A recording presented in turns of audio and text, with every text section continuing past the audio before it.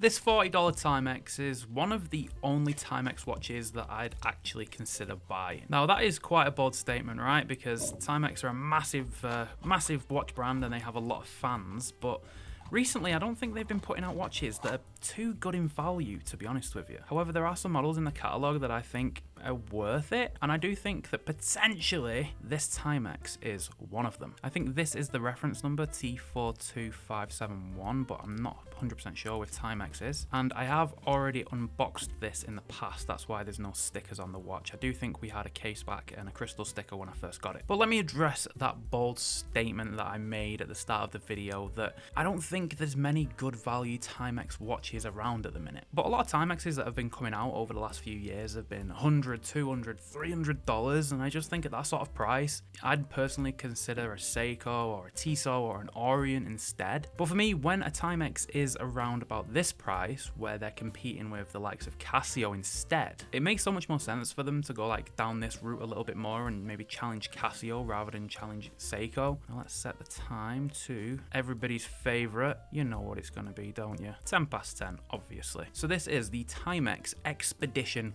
Camper. If you can't already tell, this is a field watch, right? Military inspired, sort of going off after that World War II era of field watch with the large Arabics around the outer, and then you've got that 24-hour scale on the inside and a slightly smaller font. Now, one flaw with this watch, and I've only actually just noticed it now as I'm recording, is that the crystal has some marks on it. Now, you might think just give it a wipe, and I will do. I'll give it a quick wipe for you.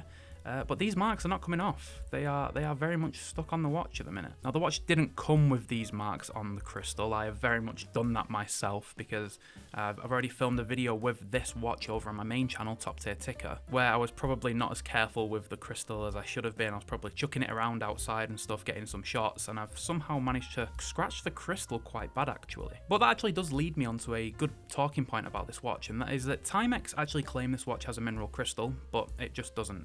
This is very much an acrylic glass. You can feel it when you tap it, and the fact that it's scratched so easily definitely means it's acrylic, because mineral doesn't scratch this easily and this badly just after a couple of uses. Like, I've worn this watch twice maybe. I've probably put it down like this outside on a table or something and maybe picked it up like that, and you know the crystal is scratched only from that small use. Yeah, acrylic glass, and then, you know, very much a plastic case. Now we do get stainless steel back, and it's sort of, you know, it reminds you of a Casio with the screws in each corner. A little bit of a spec sheet on there too, you know, nothing unusual, sort of your standard case back, and then we get that Expedition logo in the center. If you look at the bottom of the dial here, we are getting 50 meters of water resistance, which isn't too bad. I mean, technically it's swim proof. I probably wouldn't go swimming in this watch though. You know, take your dive watch in the pool with you. Don't be taking a 50 meter when you've got a 200 meters. There's no point in that. Now, one weird thing about this watch is that it comes with like these lug adapters. So this is a 20mm lug width, and then they've put on like these plastic sort of lug extenders to integrate the strap. And I've never seen this before. I don't really know why they need to use this here, because you'd think they'd just move the strap up and get rid of this. I mean, it adds sort of a little bit of wrist presence, so maybe they've done it for that reason, or maybe they've just done it to be a little bit different and because it looks pretty cool. I quite like it. I don't really understand what it's for. Now the strap itself, I mean, it's okay. It's not great. It's your standard supplied strap. Timex signed buckle there. Only one keeper, but I prefer one keeper over two.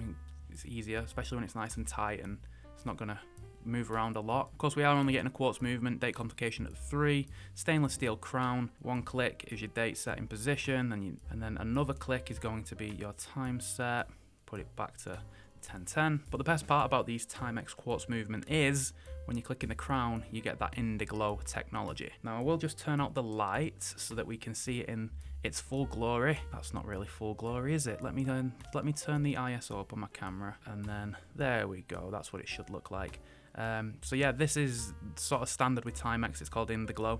I do think it's a bit weird how there's some missing at the bottom here, but that is just common across this camper model. I've seen it on a few other people's loom shots on this watch, and yeah, it's just a common flaw with this model. You just click in the button and then boom, you can see the whole dial.